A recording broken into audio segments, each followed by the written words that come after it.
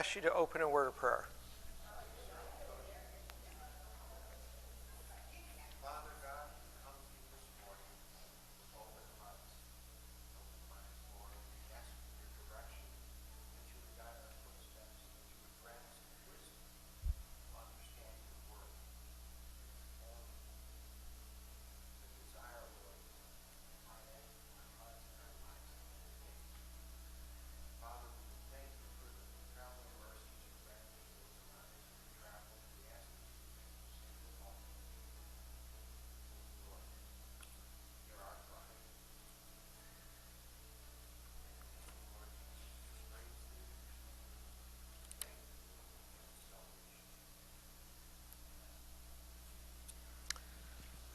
We will be starting in Exodus chapter 6, verse 14. We started Exodus chapter 6 last week. And last week we looked at the first part of chapter 6, which the end of chapter 5 ended with discouragement for both the people of Israel and also for Moses, as Moses and Aaron had gone to Pharaoh for the first time to give the request that the people be allowed to go into the wilderness to sacrifice and celebrate to Jehovah God. And Pharaoh's response was not just no, he completely rejected Jehovah. He completely stated he did not know who Jehovah was not going to obey Jehovah, and then took away the straw that the Israelite slaves were using to make bricks and put them into an impossible situation where they were needing to continue to meet a quota without the materials to meet that quota. And so, of course, they failed. They were beaten because they were failed. And they went and they complained first to Pharaoh and then to Moses. And then Moses takes the complaint to God.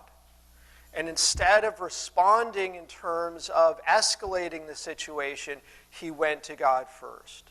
And last week we looked at verses 1 through 8 in chapter 6, which was the Lord's response to Moses in not rebuking him for his complaint, but rather encouraging him and reassuring him with information that he should take back to the Israelites. When he does this, the people are still discouraged and refuse to listen. And so we'll actually pick up in verse 10. So last week we saw in verse 10 there was a renewed call to Moses, and the Lord spoke to Moses saying, "Go in, tell Pharaoh, king of Egypt, to let the children of Israel go out of his land." And Moses spoke before the Lord, saying, "The children of Israel have not heeded me. How then shall Pharaoh heed me? For I am of uncircumcised lips."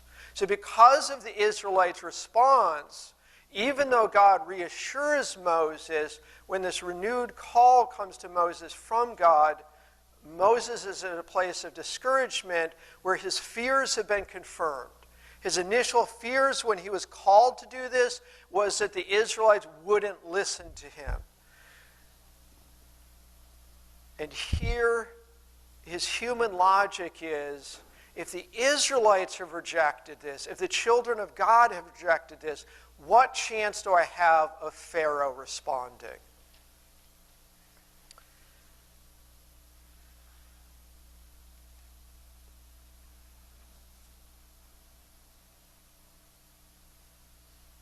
And there is a typo there.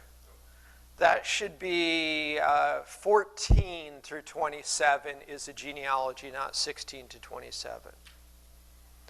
And so verse 13, then the Lord spoke to Moses and Aaron and gave them a command for the children of Israel and for Pharaoh, king of Egypt, to bring the children of Israel out of the land of Egypt. So despite Moses' concerns, God's response is to renew the call and the command and renew the call to Moses to tell Moses his job is not to be a speechwriter. His job is not to do the convincing. His job is just to take the message to Pharaoh, and that God will do the rest. And then starting in verse 14, we have the second genealogy of the book of Exodus, and often it's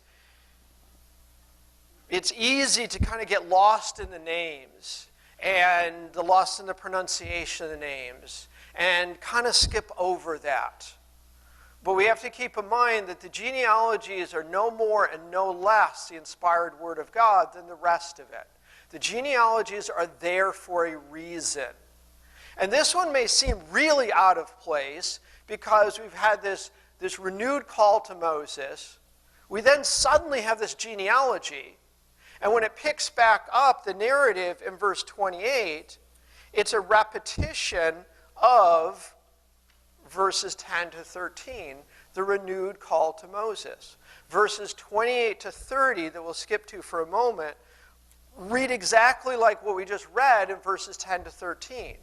And it came to pass, in the day the Lord spoke to Moses in the land of Egypt, that the Lord spoke to Moses, saying, I am the Lord, speak to Pharaoh, king of Egypt, all that I say to you. But Moses said before the Lord, Behold, I am of uncircumcised lips, how shall Pharaoh heed me? So the genealogy is bracketed by the same events. It's not that this happened twice. The events in the narrative in verses 10 to 13 of God reminding Moses of his call that he is to go to Pharaoh with Aaron and tell Pharaoh, let my people go. And Moses' response of, the Israelites didn't listen to me. Pharaoh's not going to listen to me either because I am of uncircumcised lips. Something that Moses brought up before. And when we pick up in 28 to 30, it's the same thing. And that structure is set up that this genealogy is an intentional aside, where this, a little bit like you might have a flashback in a modern movie or TV show that has some events, and then there's this flashback, and then it goes right back to those events. The fact that this is bracketed like this would be a literary style that was used in that time period fairly commonly to insert this genealogy in here. And there's some things about it that are important here.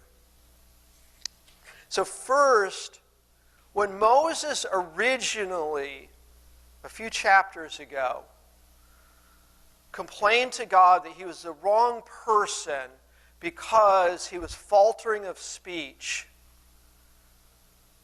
the first time Moses said that, God told Moses, I made your lips, I can make them say the right things.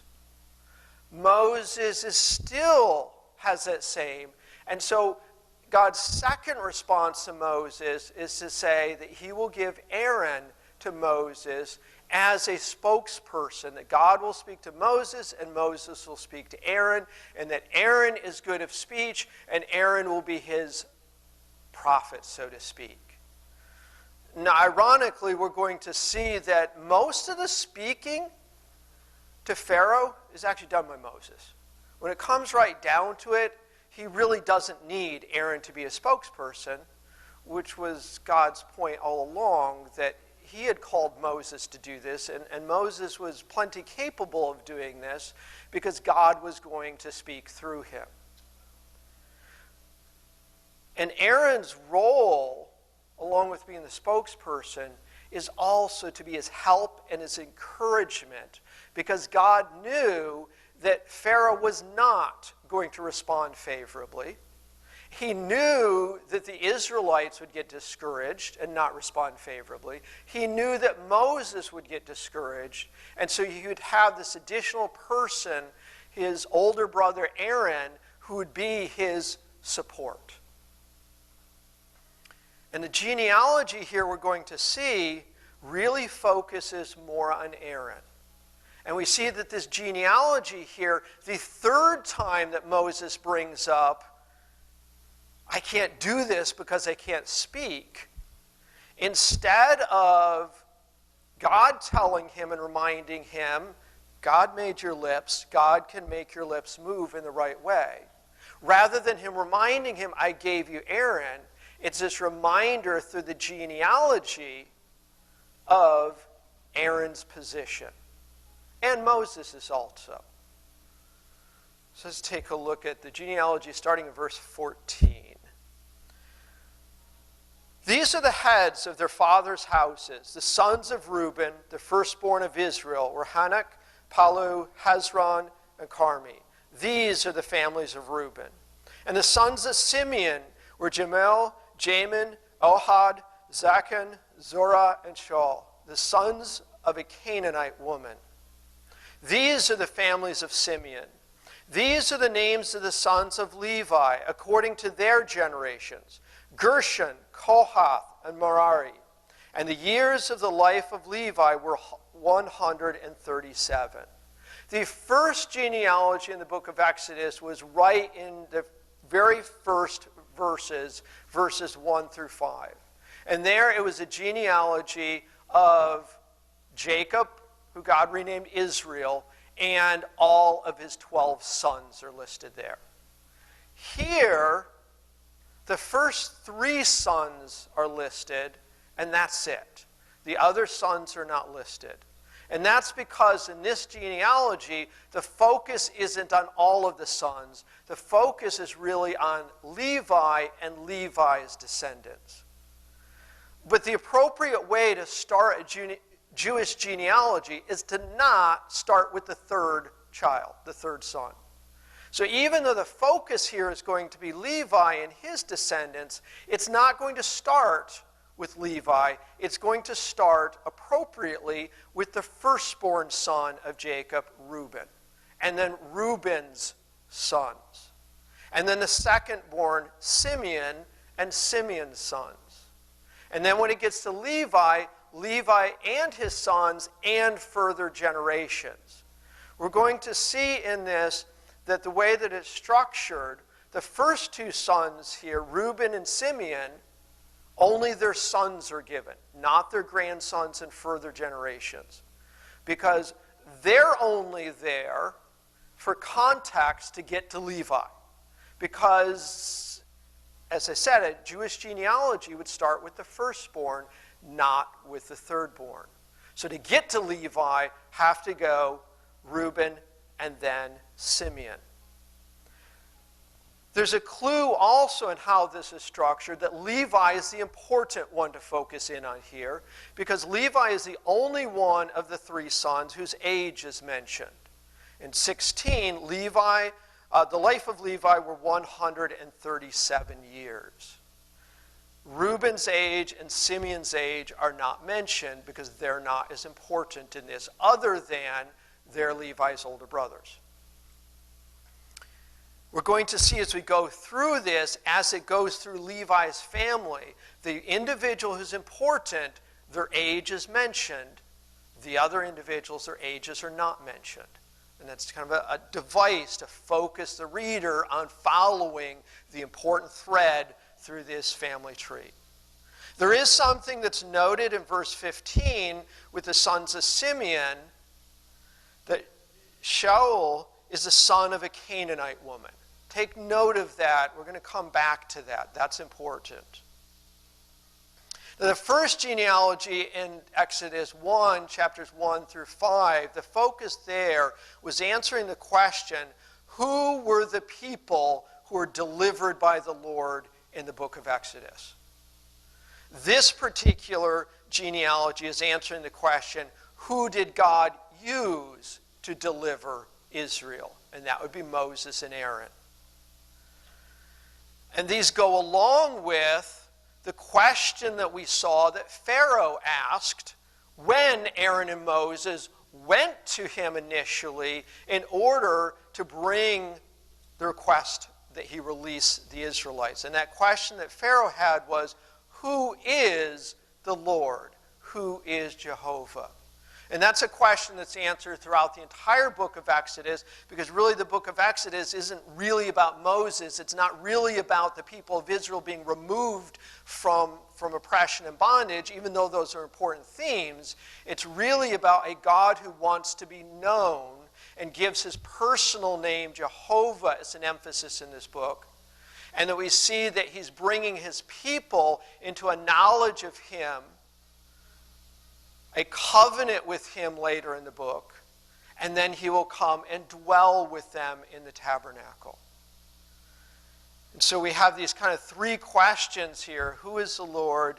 Who are the people the Lord is delivering? Who is the Lord using to deliver? And this genealogy is focusing on who are those people that he's using to deliver his people. And that would be Moses and Aaron.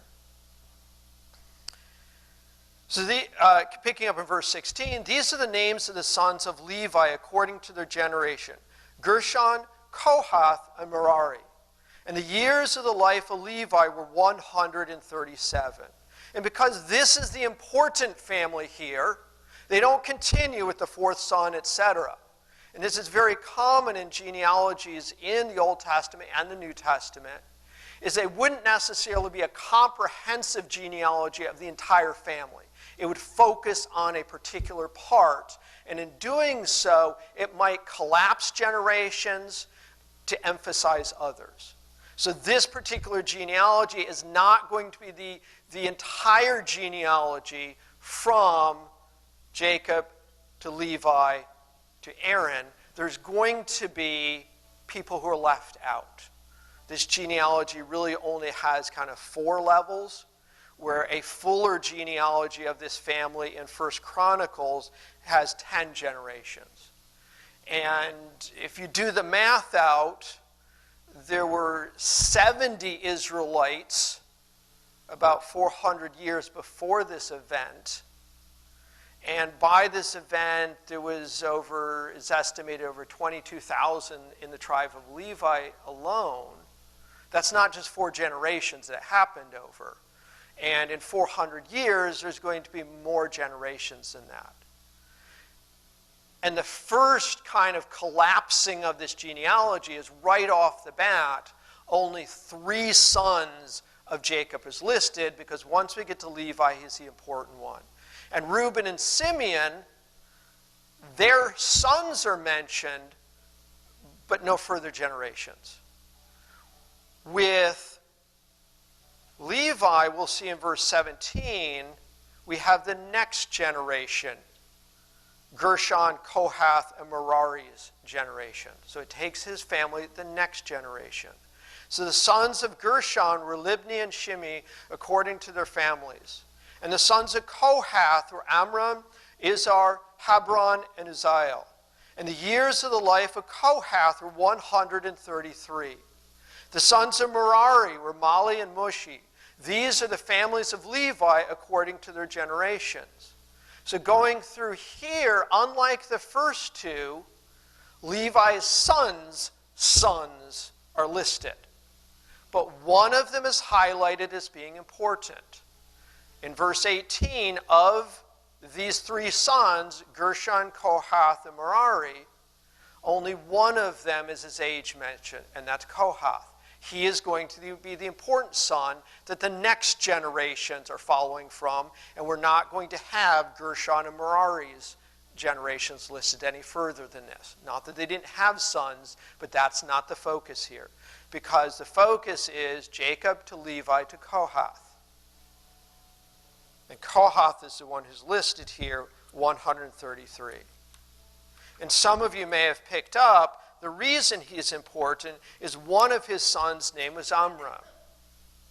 In verse 20, now Amram took for himself Jochebed, his father's sister, his wife, and she bore him Aaron and Moses. And the years of the life of Amram were 137. The sons of Izhar were Korah, Nephog, and Zechari. And the sons of Uzziel were Mishael, Eliphaz, and Zithri. And so we have here an expansion of Kohath's sons, Amram, Izhar, and Uzziel. And the one who's listed as far as the years is Amram, because Amram is the father of Aaron and Moses, and the focus here of this genealogy is Aaron and Moses.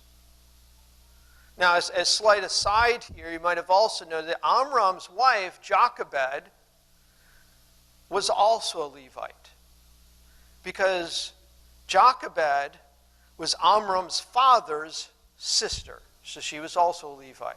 She would have been Amram's aunt. So two things here. One, it means that Aaron and Moses, both of their parents, were Levites. Now, the other thing that some people might be thinking here, and rightly so, is Amram's mother was his father's aunt. That seems a little strange. We have to keep in mind that at that time period that wouldn't have been strange and would not have been a breach of the Mosaic law, because God hadn't given the Mosaic law yet. That had not been outlawed at this point as far as a close family relationship. And so from the standpoint of the law, that was not a problem. Now, likely also, it was less of a problem then than it would have been now, because the closer one gets to Adam, the less, from a biological standpoint, there are genetic mutations that would cause health problems due to intermarriage having a greater chance of those recessive genes matching up. And so because of that, there was less of an issue of that. Whereas the further one gets from Adam, the greater the chance of that is. And so at some point here, God laid down to the Israelites no marriage within close family. But at that time, that wasn't an issue. So Amram and Jochebed were not sinning in this relationship. The bigger thing here, though, is it means that Aaron and Moses, from both sides of their parentage, were Levites. Now, at this point, the Levitical laws and the priesthood through Levi and the temple workers through Levi hadn't been set down yet. But they're going to be later in the book of Exodus. So here in this genealogy, one of the things that's being set up is that Aaron and Moses are both qualified to be spiritual leaders because they are of the family of Levi, which is going to be the family of spiritual leaders. So they are pre-qualified in order to fill those roles. Moses is not just qualified to be a prophet because he's called by God to be a prophet. He's also part of the family and the descendants of Levi through Kohath as part of the Levitical family. We have some other names here that are mentioned, though. We have Korah. Korah is going to show up another time, so kind of take note of his name. Mishael and Ezaphan's names are going to show up here again. In verse 23, we get to Aaron. And this is one of the clues that this genealogy is less about Moses than about Aaron and his qualifications. The reader of the book already knows about Moses' qualifications because no few chapters were focused on God calling Moses and Moses' preparation. Where Aaron, so far, we've just had, God has said he's going to be the one who will be Moses' spokesperson, and that God called him. Less has been said about Aaron. So Aaron took himself Elisheba, daughter of Aminadab, sister of Nahshon, as wife. And she bore him Nadab, Abihu, Eleazar, and Ithamar. And the sons of Korah were Asher, Elkanah, and Abisaph. These are the families of the Korathites. Korah is mentioned here. Korah is a Levite, but Korah is not a descendant of Aaron. It is later in the book of Exodus that is laid out that the Levites have that spiritual role of being the tabernacle workers and then later the temple workers.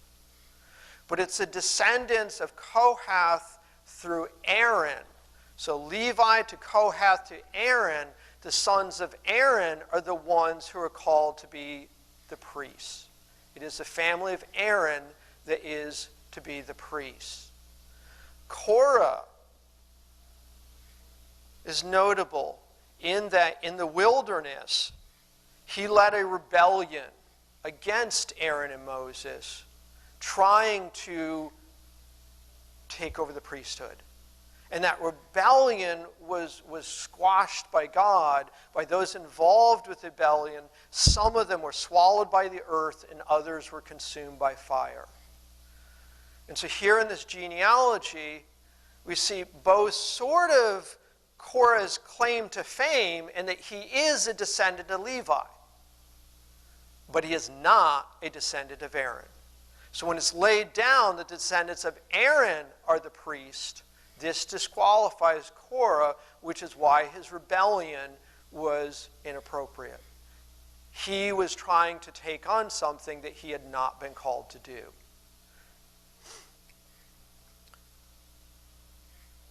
We also have Aaron's wife is mentioned. Another clue that this genealogy is focused on Aaron is it doesn't just mention him, it mentions his wife, Elisheba, daughter of Amminadab and sister of Nahashon. Amminadab and Nahashon show up in some other genealogies. They show up in Ruth chapter 4 in the line of David. So they are of the tribe of Judah. Amminadab and Nahshon would be of the tribe of Judah, which would make Elisheba of the tribe of Judah. So they show up in Ruth in the line of David. So Aaron's wife is related to the family of David. In Matthew and Luke, Amminadab and Nahshon show up in the lineage of Christ as from Judah. And so here we have in this genealogy, Aaron and his wife represents a tribe of Levi and the tribe of Judah. And so you can kind of see why God chose them to be the priesthood following. Because we have the Levites who are called to be the keepers of the tabernacle and the temple, and specifically Aaron's sons being the priesthood. And then we have coming through the tribe of Judah, King David, and then the risen Savior Christ comes to the family of Judah, who, when he died on the cross and was resurrected, ended the need for the priesthood as being a go-between between humans and God, so that every believer could become a priesthood of believers and go directly to God through Christ himself. And here we see all the way back in Exodus that first family that sat the priest had representations from Levi and from the tribe of Judah.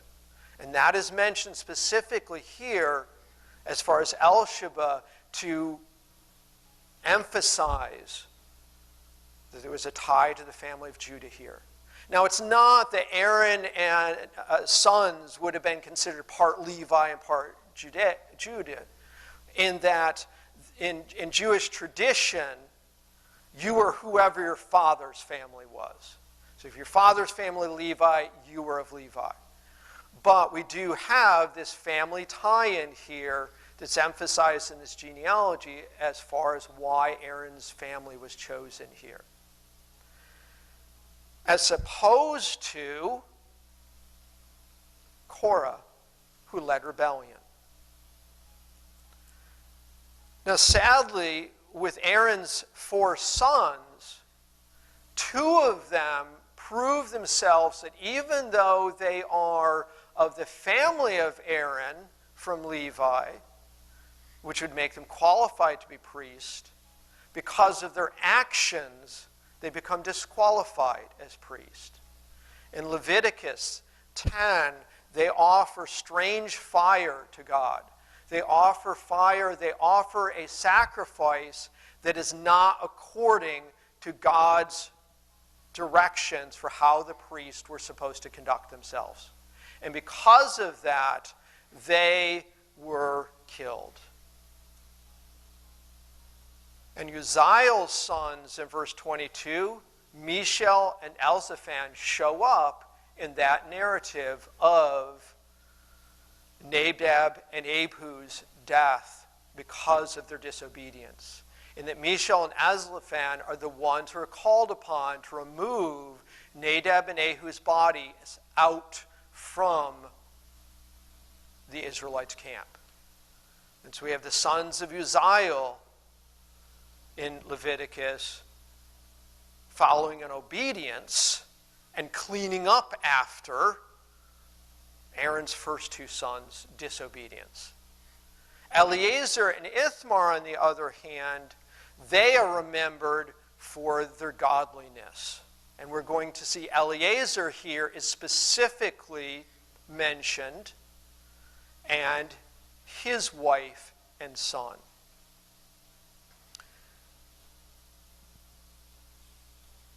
This genealogy started as a Jewish genealogy would with the firstborn of Israel mentioned in verse 14.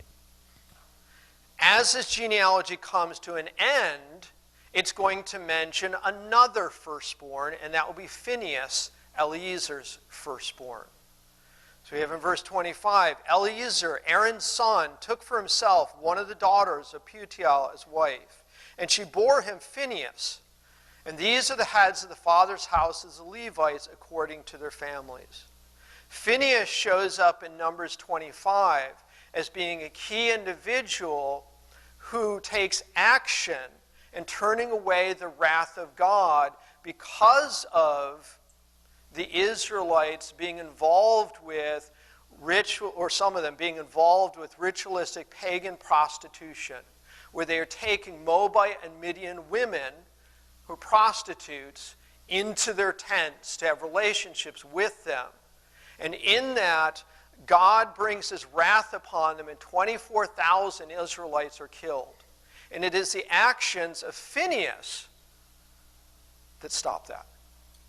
In that, one of the Israelites, when this is being dealt with, is observed in Aaron's presence, in Moses' presence, in the presence of his family, taking a Midianite prostitute into his tent to have relationships with her. And Phinehas' response is to get a javelin and go into the tent and kill them. And so here we have, it begins with a firstborn Israel and ends with this firstborn of Eleazar, who is a godly individual who took action against this ungodliness. Now I said take a note back with Simeon, where it mentions Simeon, one of his sons is Shaul, the son of a Canaanite woman.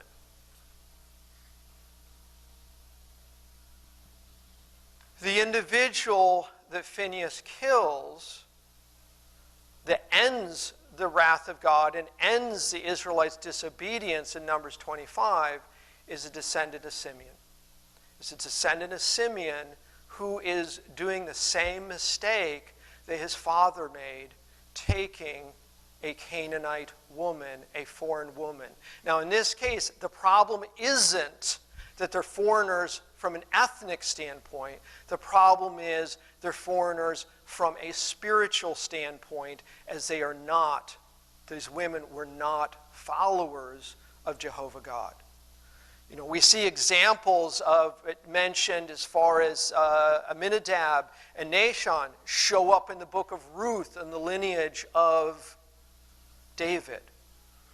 Ruth's a Moabite, but yet she was one who believed in Jehovah God.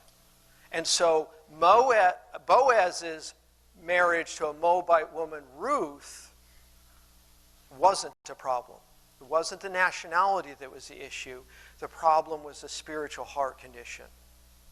And going way back to when we started the book of Exodus, we talked about how did the Israelites get to Egypt to begin with? Why did they end up there? And certainly God used a famine to get them there.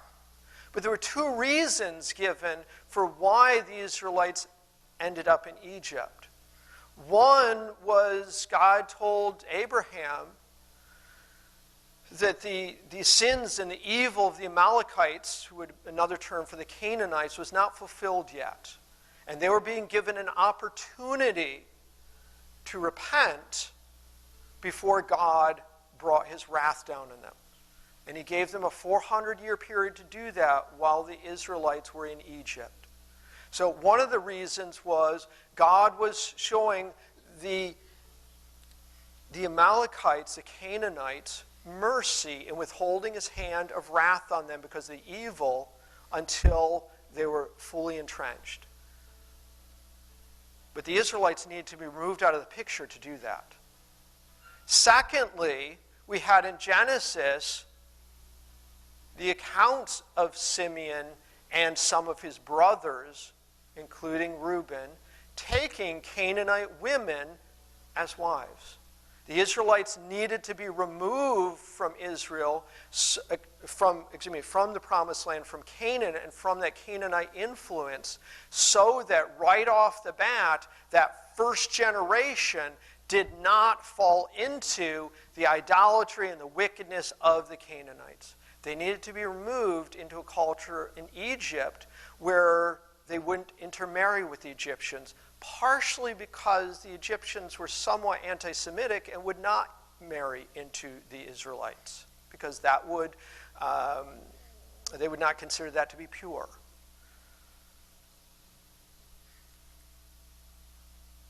And then this genealogy ends with a summary in verses 26 to 27 that is this parallel structure that summarizes, these are the same Aaron and Moses to whom the Lord said, bring out the children of Israel from the land of Egypt according to their armies.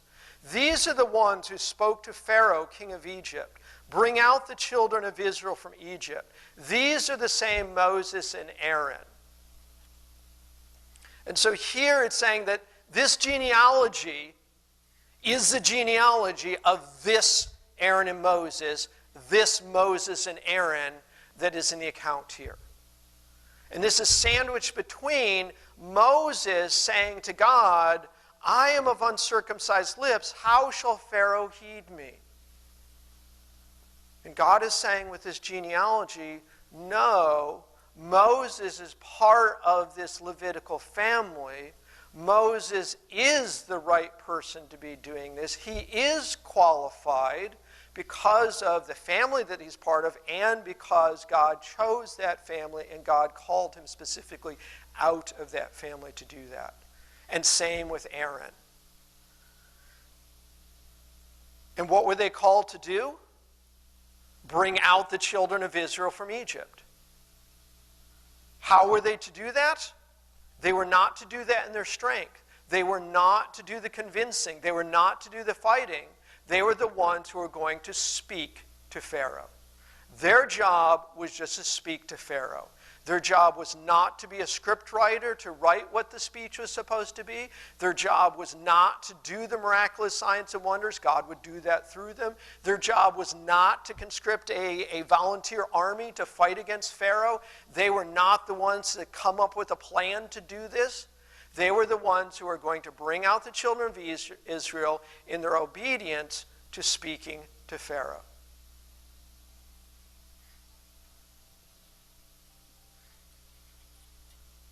And then this chapter ends with where we began, and it came to pass in the day the Lord spoke to Moses in the land of Egypt, that the Lord spoke to Moses, saying, I am the Lord, speak to Pharaoh, king of Egypt, all that I say to you.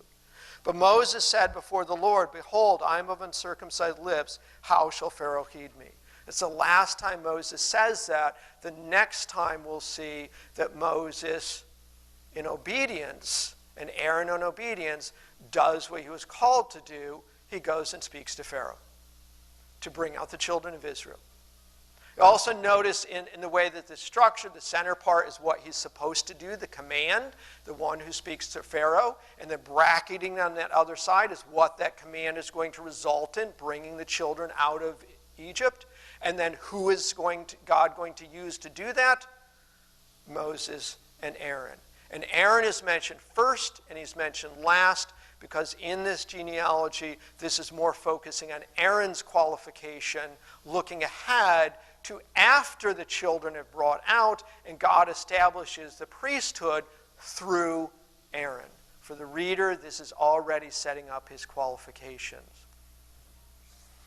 And what's bracketing this is God telling Moses what he should do. Go tell Pharaoh. And Moses' response of, no, I have faltering lips, I can't do this. And who did God give to Moses to be his spokesperson? Because Moses kept saying to faltering lips. Aaron. That's why this genealogy is here. The previous time when Moses said this, God said, I'm going to send you Aaron. This time when Moses says it, we have the genealogy of Aaron to reassure Moses and reassure the Israelites and reassure the reader that God called the right person to do this as far as the qualifications. Chapter 7 that we'll get into next week, and I'm going to do kind of a short preview of the structure of it, and then we'll wrap up for today. Chapter 7 starts a new section in the book of Exodus. Up to this point, it was the oppression of the Israelites, who the Israelites were. It was the call of Moses, who is Moses. It was Moses and Aaron going to Pharaoh first with a request. No signs, no mighty hand of God, just a request that gets rejected. Discouragement on the part of the Israelites and Moses. And then chapter 6, the qualifications and genealogy and the renewed call to Moses. Chapter 7 starts the next section, which is now that Pharaoh has rejected God's opportunity to him to repent and have mercy, because Pharaoh has hardened his heart and in his stubbornness has rejected God's offer for mercy, essentially. And he has proved himself worthy of the wrath of God. God will now start to harden Pharaoh's heart, and God's mighty hand with 10 plagues or 10 miraculous signs and wonders will be brought to bear against Pharaoh. Now, God didn't need to do 10 of them. And if you think about the 10 of them, they're a really eclectic bunch of signs and wonders. We have frogs, we have water turning to blood, we have darkness, we have locusts, we have all sorts of things. If the intent here was just God removing the Israelites from Egypt, there wouldn't have been a need for 10 of them. It wasn't this struggle between God and Pharaoh that God needed to pull out all the stops with all 10 of them in order to win this struggle with Pharaoh. That wasn't what this was about. Each of these 10 plagues or these 10 signs attack part of Egypt's false religion and their false gods, and reassures to Israel who the true God is, in case in the last 400 or so years they've been adopting some of the Egyptian gods as they were adopting some of the Canaanite gods and would do again in the future. And also showing to Pharaoh who he is, and dismantling and humiliating the Egyptian pantheon of gods. Because Egypt had a lot of them. I've seen some commentators and some archaeologists that say that it could have been as few as 80 and as many as 2,000. I don't know exactly how they kept all of that straight, and we are definitely not going to be going through all of them. But as we go through each of these signs, each of these plagues, we'll talk about which specific Egyptian false god was being targeted, and in many cases, how many different ones were being targeted. Because this isn't just about freeing the Israelites, it's about dismantling a false religious system and showing the Israelites, showing Pharaoh, showing the Egyptians, and showing the reader who God is, that we might know him. And chapter 7 kicks this off with verses 1 to 7. Is going to seem very repetitive because it's just a summary of the call and commission and challenges that Moses will face that have been given in quite detail up to this point. And it might be like, well, why is this here? Well, this is a new section, and this section is opening with a summary of what led to this section. And then 8 to 13 is a sign for Pharaoh. This will be the only sign that Pharaoh asks for. And this is the staff turning to a snake. And then verses 14 to 25 kicks off the first of the 10 plagues. Though one might also wonder, well, some of these aren't plagues. How is frogs a plague? You know, plague is a disease or whatever. Well, in current English, a plague is, but in 16th century English, plague meant a strike or a blow. And so these are 10 strikes or 10 blows that the mighty hand of God wields against Pharaoh. We have the imagery of the hand of God being an imagery, let's see, in 7 verse 5, we have, Egypt shall know that I am Lord when I stretch out my hand. We saw that already as far as the imagery of God reassuring Moses that it will take a mighty hand against Pharaoh. And that phrase, mighty hand or outstretched arm, as far as a decisive action or a decisive strike, shows up quite a bit throughout the Old Testament. But every time it shows up, the context is somehow tied to the Exodus. And that's because this term of the mighty hand and the outstretched arm actually came from the pharaohs in Egypt. It was a common phrase that was used by the Egyptians during the Middle and New Kingdoms, which is the time period of the Exodus and the time period of the oppression, that shows up in the writings and the hieroglyphics of those pharaohs wielding a mighty hand and an outstretched arm to represent their power. God is turning that on its head and telling the pharaohs, no, you're not the one with the mighty hand. Jehovah God is the one with the mighty hand.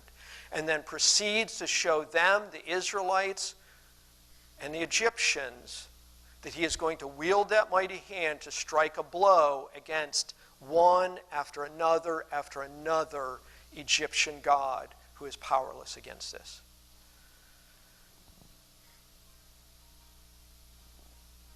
And we have to keep in mind this Resurrection Sunday that ultimately that mighty hand, that mighty blow came against the serpent in the Garden of Eden, crushing his head and bruising Christ's heel, that we might have salvation and we might know the God of Exodus, who brought physical salvation to the Israelites, removing them from slavery, as a picture through the Passover of Christ's death and resurrection that gives us freedom from the sin of slavery, or the slavery of sin.